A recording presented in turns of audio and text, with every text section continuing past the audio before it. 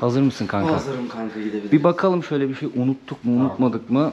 Yatakların üstü tamam, bir şey yok gibi. Şuralarda bir şey yok. Aynen. Şöyle balkona da bakalım. Bir şey koymadık değil mi balkona? Yok. Tamam, o zaman çıkabiliriz. Tamamdır. Dostlar, Naçang'dan herkese selamlar, günaydınlar. Gökberk'i tanıyorsunuz. Tayland videolarından, Azerbaycan videosundan, Vietnam videolarından tanıyorsunuz arkadaşlar. Biz Naçang şehrine geldik Dalat'tan. Burada böyle bir 2 gün dinlenelim dedik. Burayı bulduk, gecelik 9 dolar. 4,5 dolar bölüştük. Böyle 2 tane büyük yatak var. İşte balkonu var. Şöyle tuvaleti, banyosu var. Göstereyim sizlere. Gayet güzel bir yer. Şöyle odaya bir bakalım. Bir şey unutmamışızdır diye düşünüyorum. Çünkü şehirden ayrılacağız bugün.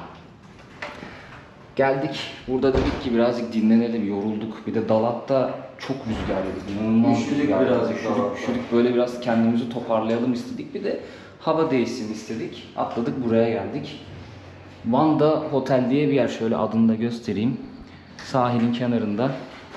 Fiyat performans oteli. Aynen, tam bir fiyat performans oteli. Güzel de dinlendik sayılır aslında. Güzel evet. Şimdi bugün ayrılacağız şehirden ama dün akşam burada böyle bir Türk grubuyla karşılaştık. Hiç beklemediğimiz bir kalabalık oluştu. Çok hoş sohbet oldu. İstedim ki hem böyle ufaktan bir şehri göstereyim ayrılmadan önce, hem sahili falan göstereyim. Bura bayağı meşhur bir şehirmiş yani. Tatil şehriymiş. Bizim Antalya gibi. Bir de Türkleri bir tanıyalım yani. Gittiğim yerde böyle bazen karşılaşıyorum. İlginç hikayeler oluyor. Hani burada iş yapan, ticaret yapan, ne bileyim işte başka bir şey yapan, gezen mezen Türklerle tanışıyoruz filan. Good morning. Kanka sen ver anahtarı. Thank you, come on. Bye bye. İstedim ki onların muhabbetini de bir göstereyim. Belki hikayeleri ilginçtir, ilginizi çeker. Nadir de olsa böyle içerikler yapıyorum arkadaşlar. O yüzden kameranın kayıt tuşuna bastım. Şimdi Gökberk'le çıktık otelden. Ne kadar güzel bir gün ya. Evet, dün Hemen çok şimdi kötüydü değil mi? Çıkacağız, evet, dün güzel değildi. Dün geldik abi, şöyle bir dolaşalım dedik. İnanılmaz kötü bir hava vardı. Bugün güneş görüyoruz. Dün çok kötü bir hava vardı ya. Otelden çıkıyoruz. Yolu geç, hemen sahil. Çok güzel. Burada karşıdan karşıya geçmek büyük sıkıntı. Atmanız gerekiyor kendinizi. Çok güzel bir sahil şeridi yapmışlar şehirde. Böyle boydan boya uzanıyor, şimdi göreceksiniz. Genelde insanlar sahil şeridinde yürüyorlar, spor yapıyorlar. İşte kafeler var, oraya geliyorlar, oturuyorlar. Çocuklar eğleniyor, müzik falan yapıyor. Denize de giriyorlar. Direkt şehrin içerisindeki sahilde denize giriyor insanlar. Adaları da varmış buranın ama şu an birazcık böyle kötü bir havaya yakalandık son birkaç günde bu bölgede. O yüzden ada turu nasıl olur bilmiyorum. Biz böyle birazcık yatalım, uyuyalım, dinlenelim kafasında geldik buraya. Şehir böyle ileriye doğru uzanıyor. Şehir merkezini de göstermek istiyorum sizlere. Sahilden başlayalım. Karşıda Wind Pearl diye bir ada var. Teleferikle geçiyorlar oraya. Teleferiğin ücreti git gel 8 dolar. 200 bin dong. 3,5 kilometre filanmış sanırım uzunluğu. En uzun teleferiklerden bir tanesiymiş. Adaya bağlanıyor. Orada da bir oyun, eğlence alanı kurmuşlar. İşte genelde yereller oraya gidiyor. Takılıyor, eğleniyormuş. Onun dışında adalar var. Adalara tur düzenleniyor. İşte dalış yapıyorlar. Ya da farklı aktiviteler oluyor. Bu şekilde adaları da güzel değerlendiriyorlar. Sahili de böyle arkadaşlar. Dün bayağı yüzen vardı. Bakın bugün de saat şu an 11.30 sabah. Yine yüzenler var. Bugün daha iyi su. Dün bayağı bir dalga vardı yalnız ya. Şöyle sahili de göstermiş olayım sizlere. İnanılmaz bir Rus akını var buraya. Yani dün sokakta geziyorum. Her gördüğüm 4 insandan 5 insandan biri Rus. Habire her yerden Rusça geliyor kulağıma. Şey gibi olmuş yani. Pattaya gibi olmuş. Jomtien gibi olmuş. Tayland'da da çok ciddi bir Rus akını var. Sıcak denizlere doğru geliyorlar Ruslar. Bak döner. Bu mu? 20 gündür dönüyor. Kaç gündür dönüyor? 20 gündür dönüyor. Hello. Burada fiyatlar yazıyor. Gökhan diyor ki 20 gündür dönüyor bu diyor. Kanka çok kötü ya. Thank you. Gördün mü döneri? Oğlum kupkuruydu ya. 20... Abi bilmiyorum ya. Çok ya burada şimdi şey muhabbetler var. Vietnamlılar burada şey açmış. Türk döneri açmışlar. Satıyorlar ama niye satıyorlar? Hep bizimkilerden görmüşler. Para yapıyor ya bizimkiler. Ha, onlar iyi kazanıyor diye onlar da açmış. Kâr marjı yüksek abi döneri. Çünkü tavuk ucuz. Adamlar ama o döner var ya bak abartmıyorum sana 20 gündür dönüyor kanka. Çünkü ben Yenisini takıyor olmasın? şurada kalıyordum kanka. Yok abi. ya bir dönerin rengi değişir değil mi taktığında? Yok abi hep kuru döner. Hep fix kuru. Bu arada Arkadaşlar, selamlar arkadaşlar. Şehrin merkezine geldim. Bura bayağı sıcak yalnız. Tam sahil de sıcak da ben binaların ısıyı tuttuğunu düşünmeye başladım şu an yani. Fena ısıyı tutuyor şu an. Çok şanslısın. Bu senin şansınla Harbi alakalı mi? bir durum. Yemin ederim sana. Çok inanılmaz bir şans bu. Ya burası hani biz bu arada aynı mahallede büyümüşüz. Evet Burak'la. evet, Gökhan arkadaşlar. Evet, Gökhan. Sen kaç aydır buradaydın abi? Benim 7 ay falan oldu. 7 ay. Benim de YouTube kanalım var. Gökhan Vancı. Zaten tanıyan. Aşağıya bırakıyorum ben arkadaşlar. Teşekkür Takip edersiniz Gökhan'ı. Abi burası bak yani bir İzmir havası düşün. Biraz sonra böyle bir bu hava kararır, yağmur yağmaya başlar. Evet, dün öyle bir hava vardı mesela. Çok çok kötü bir hava vardı dün bence. Dün ama sen Dalat'tan geldin değil mi? Evet, biz Dalat'tan geldik. Şimdi Dalat'la buranın arasında 2 saat mesafe var. Ora Ama dağlık bir de. Dağlık. 2 saat ya inanılmaz bir şey. Dalat'a bir gidiyorsun, ceket giyiyorsun. Buraya geliyorsun. Çok fazla nem var burada ya. Evet şu an öyle. Bak sana neler göster. O yüzden Ruslar burada sıcak hava olduğu için kaçmışlar gelmişler abi buraya. Abi bir de bu Ruslar kaçıyor geliyor ya buraya. Vietnam Ruslara kolaylık sağlıyor. Mesela ne söyleyeyim sana? Rusların banka hesapları yok ya normalde. Burada mesela Vietnam Ruslara banka açmış. Ha, onlar öyle bir kolaylık sağlamış. Evet. Bak burası Rus marketi. Sana dedim ya medikal her şey satılıyor. Ha, o İçinde dediğin şey burada satılıyor. Yılanlar falan var. Vodka'nın içinde yılanlar Harbi var. mi? Her şey burada. Bakmak ister misin biraz sonra? Ya bir bakalım. Vodka'nın içinde yılan varsa bakalım ya. Onu duymuştum ben çünkü. Bak He, kanka. bunun içinde. Bu arada bu vodka mı? Başka bir içki mi? ya bu alkollü bir içki. Erkekler bunu Şey, farklı amaçlar için Evet, içiyorlar. Tamam. evet. Aslında biraz da bunun sağlıkla ilgili bir sebebi var değil mi? Evet. Ben öyle okumuştum da. burası zaten medikal. Her şey medikal içeride. Bir de burada senin bahsettiğin şey var, o Tiger Balm diyorlar ya, böyle bir yerin ağrıyor, sürüyorsun falan, böyle Tiger iyi Balm geliyor. normalde Tayland'a ait. Evet. Ama bu Vietnamlılar da yapmış. Hatta üstünde böyle bunların yıldızı var. Aynı ürün ama burada çok ucuz. My friend, how are you? I'm good. How are you? Good. Benim annem. Ciddi diyorum bak. Ciddi Gördün- misin? Annem değil tabii abi de. Hayır hayır, yani o kadar samimi misiniz Oo, anlamında? tabii. Ben bayılıyorum. Sen ya. kaç Baksana. aydır buradaydın bu arada? Ben 7 aydır buradayım. O zaman herkese kanki oldun. Tabii kankiyim ya. Hello, xin chào. I'm good, how are you? YouTuber hả? Nice to meet you. My name is Burak. My name Juan. Juan. Yeah. Nice to meet you. Nice to meet you. Depuan, dep. Depuan. Dep güzel demek. He. Bak nasıl gidiyor. Thank you. Thank you, bye bye. Good luck, my friend. Thank you. Sen bayağı kanki olmuşsun herkesle Tabii ya. abi, bak bunlar abi şey satıyor. Hello, şey, timsah derisi. Evet. Şimdi bizim Türk abilerin restoranı burada. Şöyle hatta ortamları var. Göstereyim abi, selamlar. Burada böyle bir dönerci açmış Şahin abi zamanında. Hayır. Yok yok abi, rahatsız olmayın. Yo yo abi niye kaçtınız? Yo yo, gel otur abi, rahatsız olma. Gel Şahin abinin yanına gidelim, burada değil galiba. Diğer tarafta. Selamlar. Abi. Abi ne haber? İyi valla. Sen kaç aydır buradaydın? Ben 4 ay falan oldu. 4 aydır buradayım. Herkesin gelme sebebi sensin değil mi? Gibi. Videoları çekiyorsun, Evet. buradan atıyorsun. Vietnam ucuz, Vietnam Şimdi- güzel. Bunu yeni almış. Hı hı. Yok yeni almadım ya. Niye bunu giymiş? Biz spora gideceğiz ya. He. Heyecan. Abi nasılsın? Hoş bulduk. Nasılsınız, iyi misiniz? İyi vallahi abi, sizleri sormalı. Kardeşim tekrardan merhabalar. Oğlun da değil mi abi? Tek oğlan mı yoksa ya tek çocuk mu? Öbürünü askere gönderdik. O da inşallah bir yere kadar. Allah gelecek. kavuştursun. Allah Abi geçelim istiyorsan diğer tarafa, sessiz Tamam. sakin bir konuşmak istiyorum seninle Tamam, ya. buyurun abi. Gelin abi, buyurun. Abi sen kaç senedir buradaydın? Ben 13 senedir buradayım. 13 senedir buradaydın. Senin hikayeni çok merak ediyorum abi ya. Sağ olasın vallahi. Dün tanıştık. Güzel de bir sohbet ettik. Burası bayağı şey böyle. Arkadaşlar bu sokak, bakın şu sokak boylu boyuna Türktü. Abi her gelen burada anladığım kadarıyla uğruyor, takılıyor burada. Sohbet, muhabbet. Keyifli, güzel bir ortam var. Hatta böyle birazcık başı sıkışan da geliyor. Sizler destek oluyorsunuz, yardım ediyorsunuz. Elimizde geldiği kadar yardımcı olmaya çalışıyoruz. Eyvallah abi, sağ olasın. Burada masamız. Abi senle tanıştık galiba. Ali Gökberk'i zaten tanıyorsunuz arkadaşlar. Müjdat abi emekli gezgin. Vietnam'ı şahlandıran iki kişi.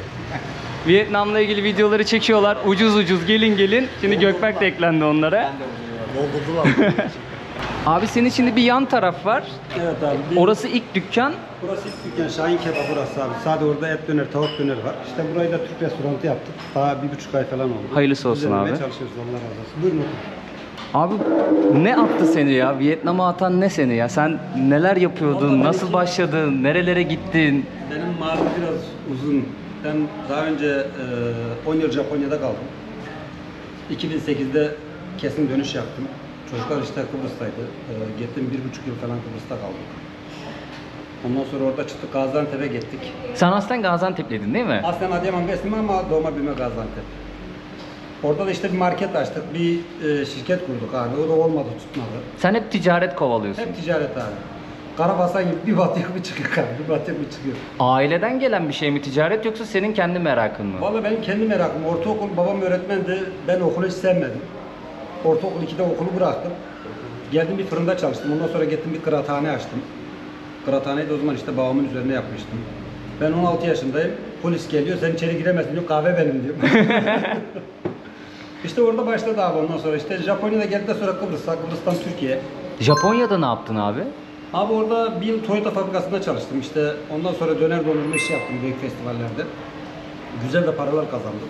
Önerir misin abi Japonya'yı iş yapacaklar için? Sen bayağı tecrübelisin o konuda. Abi şimdi biraz zorlaştı sanırım şartlar orada. İşte 70 bin dolar falan şirket kuruluyor. Büyük paraymış İşte, ya. Burası şimdi 130 oldu abi Vietnam. Vietnam'a şu anda şirket kurup da iş yapman için kanun 130 bin dolar diyor. Ama 2 bin dolara da açabiliyorsun. 5 bin dolara da açabiliyorsun. Şirketi açabiliyorsun. Açabiliyorsun. Ama iş yapabiliyor musun? İş yaparsın abi ama arkasından sonra onu bilmiyorum. Çünkü kanun neyse ben kanunu uyguluyorum abi. Kanunun dediğini yapıyorum. Şimdi sen 130 bin dolar bu devlete verdin. Dedin ki ben iş yapacağım. Yok abi ben devlete vermedim. Ben o parayı bankaya yatırıyorsun. O parayı sen kullanıyorsun. Ha anladım. Bankada istiyor o parayı. Devlete verdiğin bir para değil yani. Anladım. Bir yatırım olarak istiyor yani sende. İşte 2000 dolara şöyle yani 2000-5000'e şirket açarsın ama iş yapamazsın. Ona sermaye lazım. Vize alamazsın abi. Anladım. Ama sen 130 bin dolar koyduğun zaman devlet sana vizeni de veriyor. Sana Kolaylık sağlıyor. Kolaylık sağlıyor. İşini de yapıyorsun. Ama işte bunu da aktifleştirmen lazım. Sadece ben gidip şirketi kurayım orada ben vize alayım öyle bir olay yok. Şirket açacaksın abi. O parayı bankaya koyacaksın. Şirketi açacaksın. Dükkanı bulacaksın artık. Ne yapmak istiyorsan. Diyeceksin ki ben bu işi yapacağım. Aynen. O parayı da faturaladıracaksın. Kırmızı faturaya çevireceksin. Yani o para senin paran. Devlet o paraya karışmıyor. Ondan sonra işine devam ediyorsun. Vizeni de alıyorsun.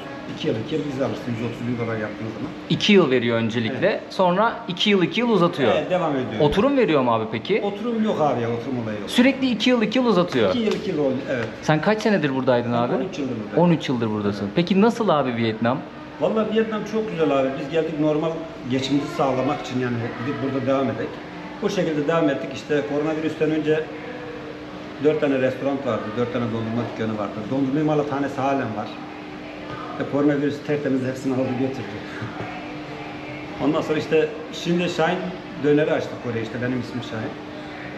2 yıldır orayı işletiyor. Burayı da 1,5 ay önce tuttuk. Rabbim nasip ederse inşallah. Hayırlısı devam olsun abi edeceğiz. ya. Bol Allah kazançlar eylesin. diliyorum. Allah razı olsun. Peki var mı abi mesela bizde şu an ben çok karşılaştım. Tayland'da iş yapmaya giden çok fazla. Onun dışında buraya geldikten sonra da çok karşılaştım. Türkler buraya gelmeye çalışıyor iş yapmak için. Var mı abi Vietnam'da kazanç?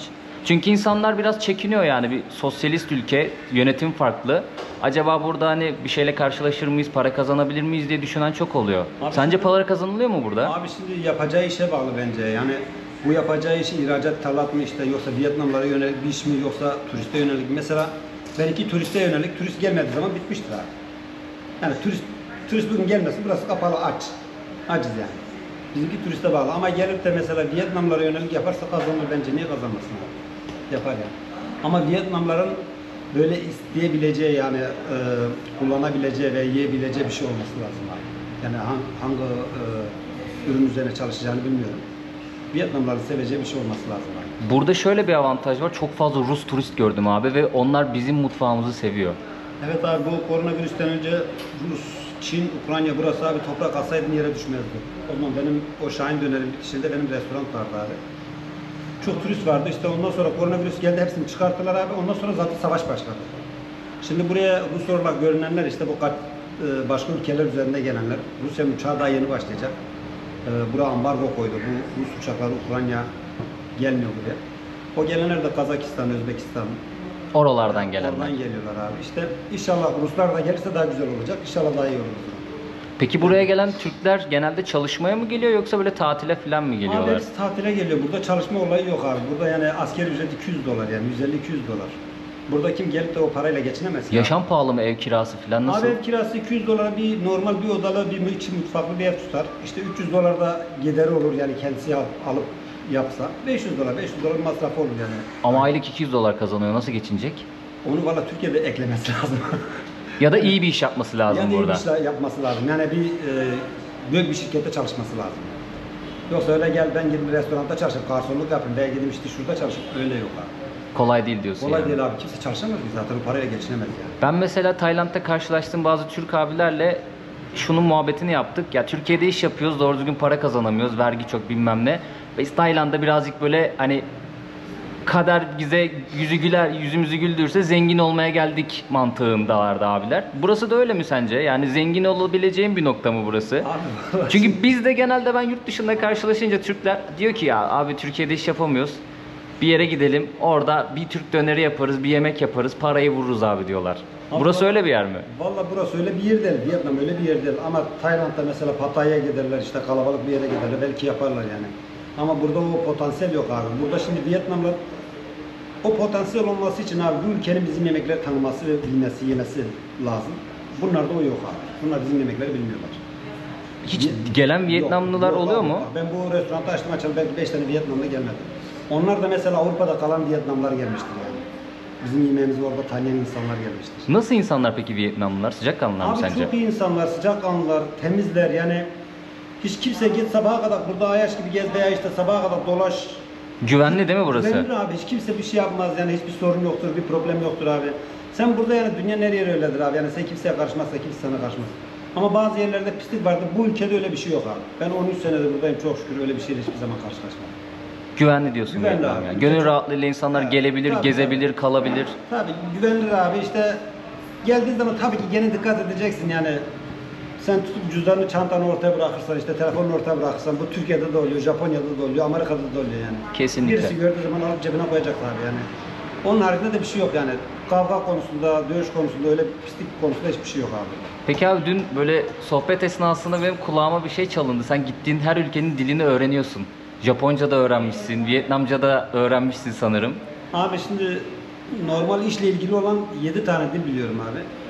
Ama normal konuştuğum 4,5 tane. 4,5. O yarım hangisi abi? Yarım İngilizce abi. İngilizce. Abi bir şey söyleyeyim mi? Çok büyük bir ilham kaynağısın yani dil öğrenme konusunda. Bak gittiğin her yerin dilini öğreniyorsun. Bu çok güzel bir şey. Valla şimdi ortaokulda ben okul sonuncusuydum. Okulu hiç sevmedim çünkü bir gün kitap elime almadım. Benim babam da öğretmen olduğu halde. Ama Japonya'ya gittim. Japonya'da işte bir arkadaşın şeyiyle ona böyle biraz kızdım. Ona bir şey söyledim. O benden para istedi ki yemeğimi verirsen ben seninle gelirim dedi. Bir gün bir yere gidecektim. Ben daha yeni gitmiştim. 3 gün. Ona sinirlendim abi. Onun 10 senede konuştuğu Japonca ben 3 ayda öğrendim. Vallahi billahi 3 ayda öğrendim. Hangi dilleri biliyorsun abi bu arada? Abi Japoncayı biliyorum, Vietnamcayı biliyorum, Rusçayı biliyorum, Çinceyi biliyorum, biraz Filipince biliyorum. Ondan sonra Türkçe biliyorum, Kürtçe biliyorum, İngilizce biliyorum. Hepsini Peki nerelerde iş yaptın abi? Ve en çok şurada iş yapmak daha mantıklı abi, diye Japonya'da- nereyi söyleyebilirsin? Vallahi abi ben sana bir söyleyeyim de. Şimdi eğer sen çalışmak istersen, iş yapmak istersen, Füzan'a da gelsen, çalışırsan her yerde yaparsın. Ama ben geldim şurada işte ben parayı bağlayayım, elemanlar yapsın, ona buna bırakırsan abi. Olmaz. İşinin başında olacaksın yani. İşin başında olacaksın abi. Ben sabah ben o dondurmayı yaparken abi 4 tane restoran vardı. Günde 20 saat çalışırdım. Vallahi billahi 20 saat çalışırdım. 4 saat uykuyla. Yani çalışmazsan abi, gayret etmezsen, işin başında durmazsan hiçbir yerde yapamazsın abi. Ama işte ben gelim açayım şuraya, ben vizemi alayım, ben işte şirketimi kurayım, 2-3 tane eleman tutarım, orada maaşlar ucuz. Ben gidip işte otur yer gezer eğlenim, öyle bir dünya yok. Kimse kusura bakmaz. Çalışma abi. Buradan da güzel bir mesaj vermiş oldun abi. Çalışacak abi. Çalışmazsa yok. Çalışmayan ekmek yok abi. Çalışmazsa, yemezse, emek olmazsa yemek olmaz abi. O yemeğin olması için emek olması lazım. Ben sabah saat 7'de kalkıyorum abi, buraya gelin ki akşam 12'de gidiyorum. 2 restoranın Malzemesini olan dönerini ben takıyorum. Aşçı arkadaşımız geldi yani inşallah bundan sonra biraz rahatlarız. Yani o aşçı gelse de 10 tane aşçı gelse de bu dükkanı ben açarım, ben kapatırım. Ben o anahtarı kimseye vermem. Niye? Bu benim işim. Allah burayı bana nasip ettiyse ben de bunu kendi evladım gibi, kendi canım gibi korumam lazım, yapmam lazım. Ben gün gelir belki de hiç yapmadım. Çok zamanlar hiç yapmadım abi. 24 saat devam ettiğim günler çok oldu dondurma yaparken. Çünkü 4-5 tane şehre dondurma veriyordum. Burada 4-5 tane dükkan vardı. Franchise'la 1-2 yere verdik abi. Ama koronavirüs sağ olmasın hepsini aldı götürdü. Geçmiş olsun Mahvoldu. abi. Hepimize geçmiş olsun Buna koronavirüs. şükürler olsun abi. Sağlığımız yerinde, hayat devam ediyor. Doğru. Yani yapacak bir şey yok. Bu bütün dünyanın başına geldi. Tek benim başıma gelmedi. Hepimizin Ama bu- hayatını değiştirdi aslında Aynen, biraz. Aynen. Burada bir tane Ermeni restoranı var. Arada Yunan restoranı var. Bir yerde daha Yunan restoranı vardı. Türk restoranı var. Burada Yunan 6-7 tane var. İtalyan var, Türk restoranı var. Bir de güzel olan ne biliyor musun? Özel export yemekleri ucuza yiyebiliyorsun. Mesela Yunan restoranında bu wrap falan var ya, Hı hı. onu bammiye de yapıyorlar 55K yani 70 TL. Aa, çok iyi ya. Evet çok iyi. Alışverişe de çok iyi burası. Ha, souvlaki diyorsun değil mi? Evet, evet. O çok lezzetli. Ben yedim. Bak Acayip abi bir şey. burada gerçekten çok lezzetli yapıyorlar onu ya. Ben bayıldım mesela. Ho Chi Minh'de de yedim. Burada da yedim. Bayıldım yani. Çok lezzetli yapıyorlar. Hem de porsiyonu da çok büyük. Bir taneyle mesela 55K'ya aldığın bir şeyle doyabiliyorsun. Burada mesela çok güzel şeylerden biri ne biliyor musun? Farmasi çok fazla var. Hı hı. Yani sağlık, yani mesela ilaç kullanıyorsun ya, ilaçların Türkiye'deki muadillerini burada bulabiliyorsun. Bulabiliyorsun. Evet, her şeyi. Pahalı mı peki? Hayır. Her şeyi kanka. Bu sen buranın muhtarı gibisin abi. Her şeyi soracağım sana. Sor. Her şeyi bulabiliyorsun. Ben sana şöyle söyleyeyim. Bu birazcık özel bir bilgi. Bu sporcular testosteron falan steroid kullanıyor. Burada eczanede alabiliyorsun. Harbi mi? Yemin ederim sana. Yasal o zaman. Yasal. Her şey yasal. Burası şimdi şehrin merkezi değil mi? Burası Şu an merkezi. sakin bayağı. Çünkü Tam- hava sıcak, herkes sahilde. Tam merkezi burası. Restoranlar falan hep burada arkadaşlar. Yani bu bölgede işte Greek souvlaki gördük bir tane. Burası yaklaşık bir 6-7 ay önce açıldı. Bak şurası berber. Her Burası böyle berber. Biz de berbere gidiyoruz bu arada. Benim Burası saçlar bayağı değil. uzadı. Kulağını temizletmek ister misin? Burada acayip bir mesaj, böyle bir sektör var. Kulak temizleme. Evet. Hintliler mi yapıyor? Yok, hayır. Vietnamlılar yapıyor. Yatıyorum böyle. Hatta sana bir şey söyleyeyim mi? Burada bir meslek var. Beyaz saç ayıklıyorlar saçında. Şaka yapıyorsun. Tabii abi. Ama beyaz saçı çekince bir daha çıkmaz mı? Daha fazla çıkar diyorlar. Öyle bir inanış var ya. Ya bunlar bilmiyorum yapıyor. Ama ya çünkü niye biliyor musun? Ya burada bir eleman, şaka yapmıyorum, 3 milyonla başlıyor çalışmaya. 3 milyon, 4 milyon. 6-7 bin TL maksimum ya. Çok düşük paralar. Çok düşük paralar kazanıyorlar. Mesela bak Koreliler bunlardan çok alışveriş yapıyor. Çok fazla Kore, Çin ve Japon kıyafetleri satan dükkan görüyorum ben. Abi full, çünkü bunlar buraya para basıyor. Sadece Koreliler burada gelip böyle bavulla gidiyorlar. Var ya 4-5 tane bak. Burası mesela. O zaman kıyafet falan çok pahalı değil, uyguna bulabiliyorsun. Hiç, tabii buluyorsun ya. Her şey var. Özellikle ayakkabıyı çok ucuza bulabiliyorsun. Biz seninle bir tane mağazaya baktık, oraya çekime izin vermedi de Evet. 500-600 liraya New Balance'ın böyle orijinalini mi satıyorlar, çakmasını mı bilmiyorum. Ya bu orijinal değil Ama kalite olarak iyi.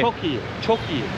Bir de mesela New Balance'ın normalde Türkiye'deki en pahalı mesela ayakkabılarını satıyorlar bir de üstelik. Ya buraya mesela insanlar geliyor, alışveriş yapmaya geliyor. Valizleri dolduruyorlar, gidiyorlar. Ve burada mesela bir sektör daha var, kültür daha var. İnsanlar meyve götürüyor kanka. Mesela Rusya'dan geliyorlar ya. Nereden bulacak bir daha bu tropikal meyveyi? Çok pahalı da değil burada tropikal meyve. Değil, sepet yapıyorlar. Sepetler var böyle. Sepet yapıyor, sepetle götürüyor. Bu arada ama ona dikkat edin, eğer siz de bir ülkeye gidip oradan meyve getirmek istiyorsanız her ülkeye her meyveyi, her bitkiyi sokamıyorsunuz. Onun yasal bir süreci var. Mesela Şili Evet. hiçbir şey kabul etmiyor. Jamaika hiçbir şey kabul etmiyor. Bu arada Çok dikkat edin öyle şeylere. Durian zaten yasak. Ha, durian zaten kokan meyve arkadaşlar. Tayland'da bahsetmiştim, o yasak. Bak şu oteller 5 yıldızlı. Ne Yani- kadar burada konaklama? Mesela biz çok uyguna gördük konaklamayı ya. 3-4 dolara, 5 dolara Bak, sana bir şey çözebiliyorsun. söyleyeyim mi? İnanmazsın bana. 5 yıldızlı, jacuzzi'li, kahvaltı dahil oteller 850 liradan başlıyor. 25-30 dolar Bak arası. sana yemin ederim. Ve hani sana şöyle bir şey hayal et. 850 lira verdin. 5 yıldızlı oteldesin, jacuzzi'desin, şampuan, köpük yapmışsın, işte viskini içiyorsun. Abi yani insanlar, şimdi ben bu videoları yaptım, insanlar hepsi buraya bu yüzden geldi. Çünkü insanlar artık enayi değil.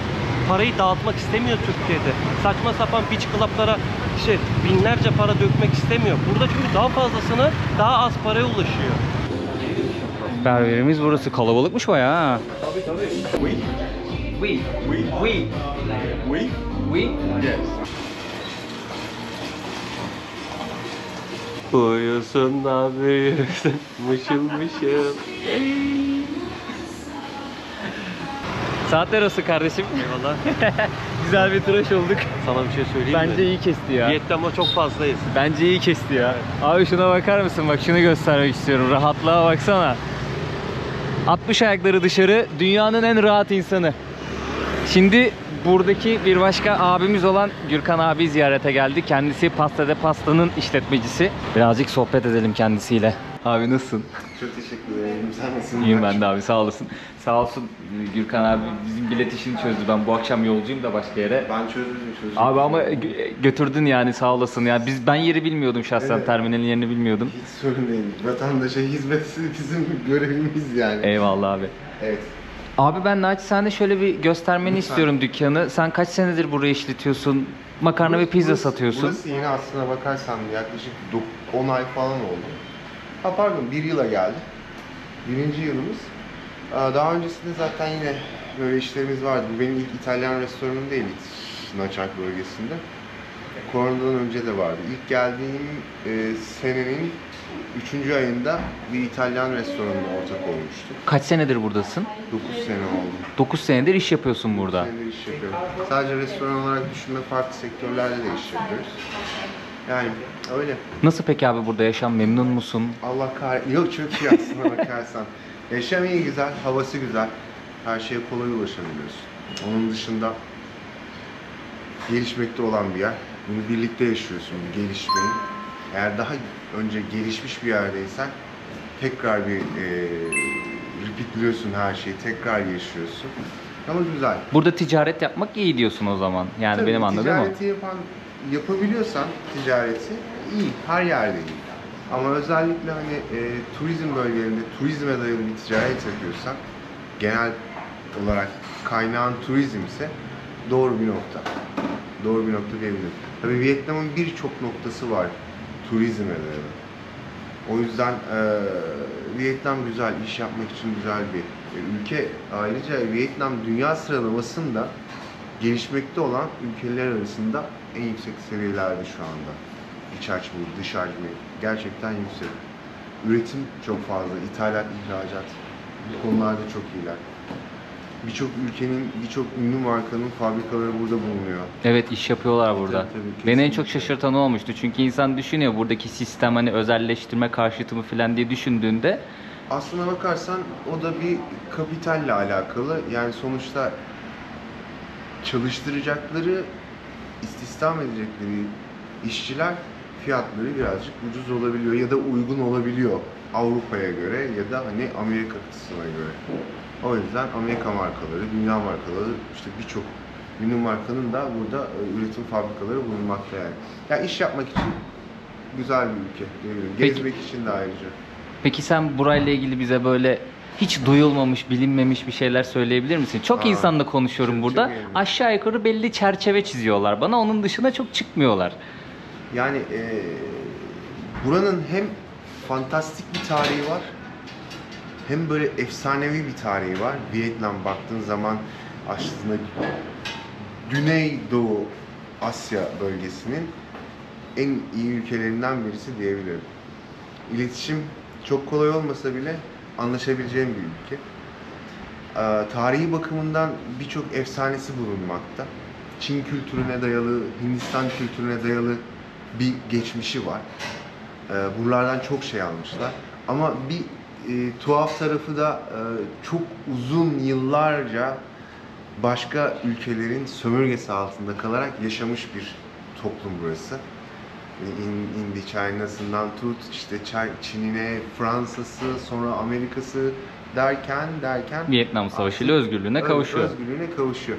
Şimdi herkesin bilmediği, benim bildiğim bir şey yok. Çok açık bir ülke bu konuda. Sadece hani bazı noktaları gideceksin Hoi An'a sanırım. Hı hı.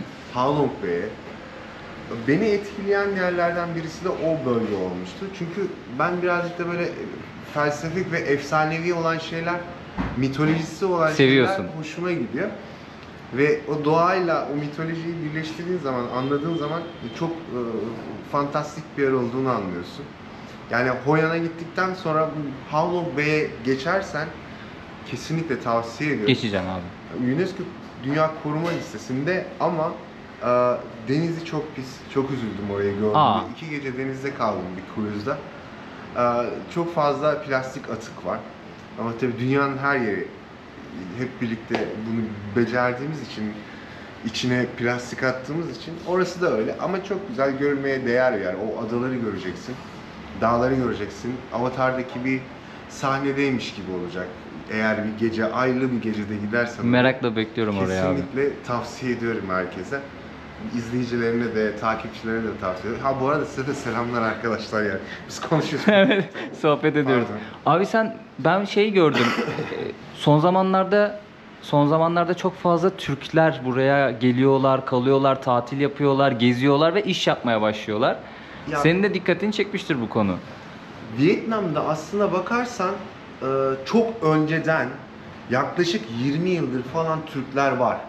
Burada çok düzgün, globalde, aslına bakarsan kontinentalde işler yapan iş adamları var. Büyük firmaların yöneticileri, ortakları, bunlar Türk. Aslında şöyle baktığımız zaman Saigon bölgesi, Hanoi bölgesi sanayinin daha fazla olduğu yerlerden bizim İç Anadolu Türklerimiz var. Böyle 20-25 kadarlar ama gerçekten Büyük şirketlerle iş yapıyorlar. Güçlü iş adamlarımız var burada. Bu tarz böyle peki restoran işleten, daha çok tatil bölgesinde işte gıda sektörüne yönelen, ne bileyim ya da turizm sektörüne yönelen.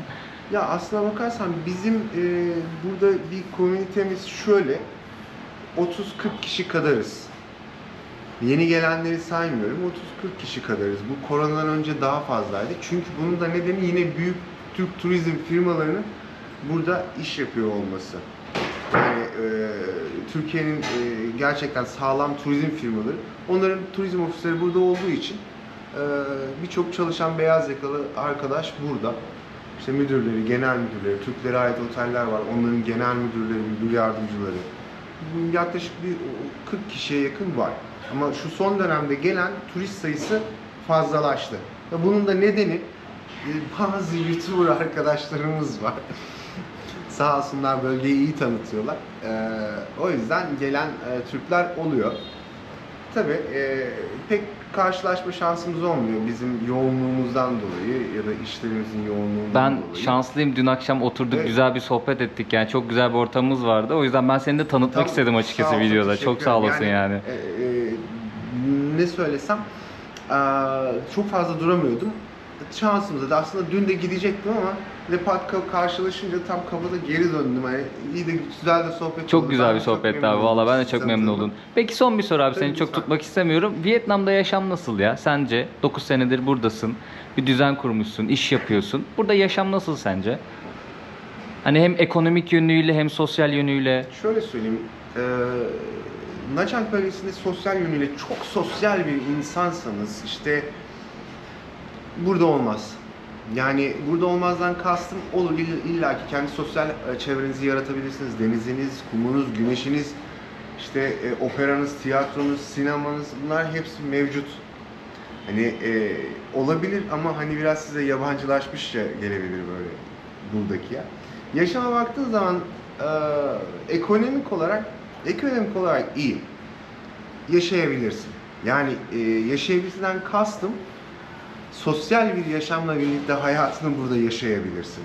Yani şu an örnek vermek istemiyorum ama hani sadece iş, ev yapıp zamanını belli bir ücret için yani maaş için hayatını boşa harcamayacağın bir noktalardan birisi burası. Burada çalışmaktan kastım, burada işçi olarak çalışmak zor. Kimse sizi işe almaz. Bir de çok iyi geliri yokmuş sanırım. Maaş olarak hani sizi çok hem tatmin etmez hem hayatınızı idame ettiremiyormuşsunuz. Kime göre, neye göre, ne iş yaptığına bağlı. Spesifik bir meslekte çalışıyorsan mühendislik, işte yöneticilik ya da üst düzey yöneticilik gibi bunların maaşları tatmin edici. Tabii o her yerde Yani tatmin edicidir. tabii. Onun dışında burada zaten yeterince çok vasıflı olmayan eleman olduğu için bir tane daha özellikle bir foreigner, yabancı vasıfsız elemana hiç ihtiyaç olduğunu düşünmüyorum. Ama iş adamı, iş yapmak isteyen insanlarsa yapabilir. Yani burada başarabilirler. Buraya çalışmaya gelen Deneyebilirler. göçmenler biraz zorluk çeker diyorsun yani. Şirketlerle belirli başlı sözleşmeyle geliyorsa zorluk çekmez onlardan. Ama gelip burada işte bir restoranda garsonluk, aşçılık Öyle vesaire. bir şey yok. Öyle bir şey yok. Buranın potansiyel müşterisi ya da misafiri yurt dışından gelen Avrupalı, işte Amerikalı, Rus ve işte Türkiye Cumhuriyetlerden gelen insanlar. Sana burada o iş yok yani garson olayım, yok bir şey yapayım falan yok. Yani aşçısındır, spesifik bir şeydir. Yeni birileri bir yerler açmaya başlıyor mesela. Onlara ihtiyaç olabilir. Onun dışında da yani yaşam, kendine güzel bir circle kurarsan, bir çevre yaratabilirsen sakin ve güzel, huzurlu bir şekilde yaşayabilirsin burada. Her şeyde yolunda giderek yani. O yüzden seviyorum burayı. Vietnam, Nha Trang güzel. Sadece Nha Trang için söylemiyorum. Yani Vietnam'ın birçok yerini gezdim. Her bölgesi ayrı ayrı güzel diyebilirim yani. Büyük şehri, büyük şehir. Kapitalin her şeyi çok rahat bulabiliyorsun. Hepsi bu yani. Vietnam hakkında başka ne anlatabilirim Burak Bey? Çok siz sağ olasın söyleyin. abi. Çok teşekkür ederim. Ağzına Rica sağlık ederim, ya. ne demek. Çok memnun oldum tekrardan. Ben de çok memnun oldum. Abi eline sağlık. Eskiden ne yapıyordum biliyor musun? Burada bir tane kızla tanışıyordum. Vietnamlı. Kız diyordu buraya niçin geldin? Diyordum Şahin Döner, my restoran, my friend diyordum. Allah çarpsın. Bu restoranı şeyden biliyorlar, TikTok'ta. TikTok'ta kızlar falan bunları Ali'ye ne diyorlar biliyor musun? Ali'nin ismi Ice Cream'ler. Tanıyorlar seni. Evet, herkes tanıyor. Böyle TikTok çekmişler. Bayağı güzel ha. Elinize sağlık. Bayağı güzel.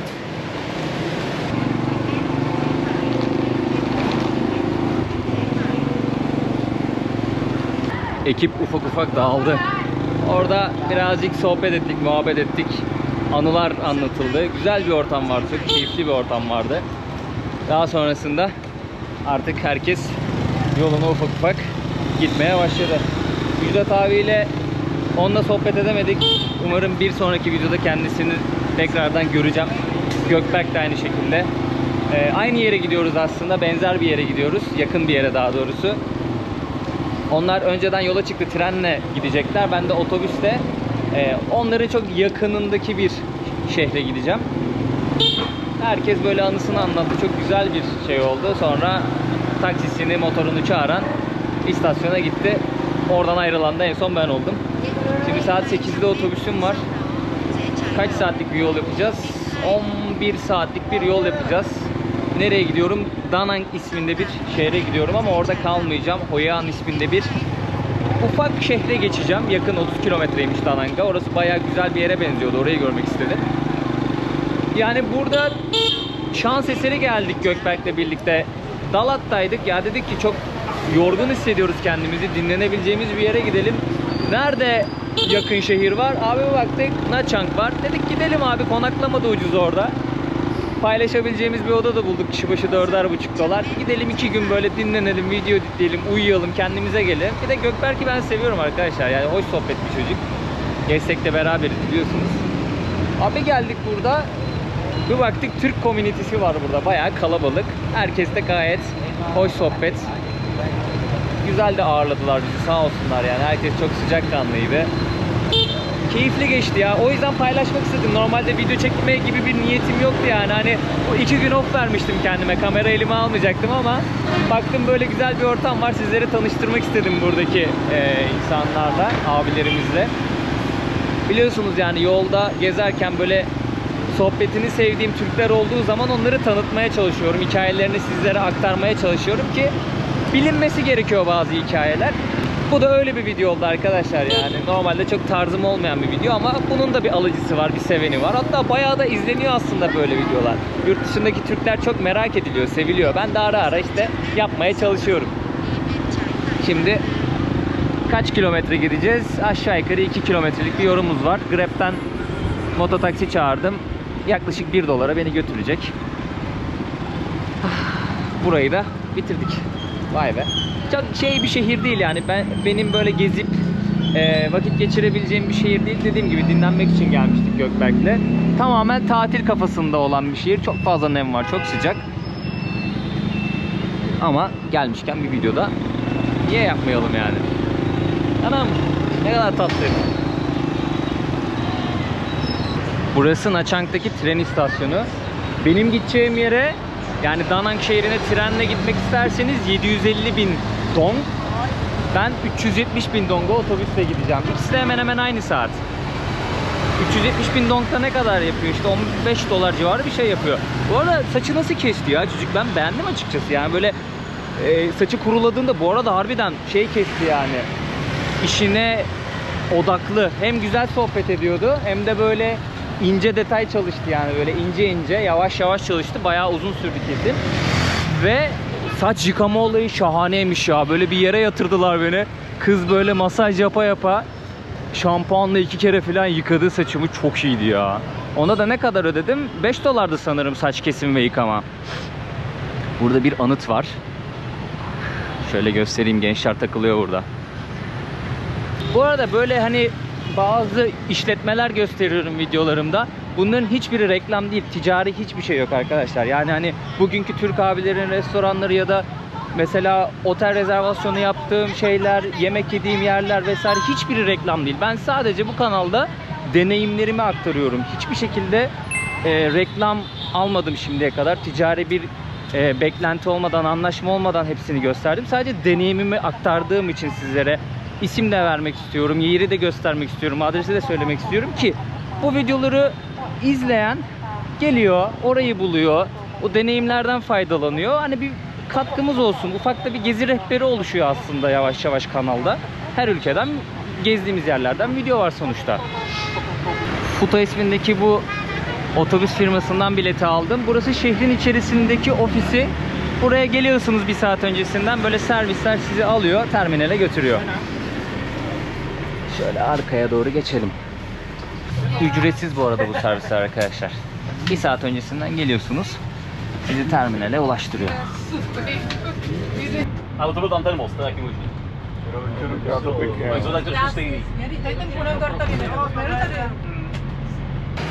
Thank you.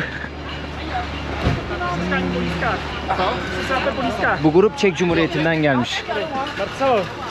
Çek Cumhuriyeti güzel ülkedir arkadaşlar. Vize sıkıntısını çözerseniz mutlaka gezmenizi tavsiye ederim. Özellikle Prag benim gördüğüm en güzel şehirlerden bir tanesi. Bu arada bilet şu an cebimde çıkaramadım. Biletlerde otobüsün plakası yazıyor. Ben şu plakayı bilet aldığımda gördüm. 50H 65705. Buna bineceğim, bileti satın aldığım an belliydi. Şimdi çantayı buraya vereceğiz. Yatağı da göstereceğim ben sizlere. Otobüse binerken buradan böyle bir tane poşet alıyorsunuz. Bunun sebebi de ayakkabılarınızı çıkarmanız lazım. Şöyle çıkarıyorsunuz. Daha sonrasında böyle koyuyorsunuz. Thank you, come on. Upstairs, downstairs? Down.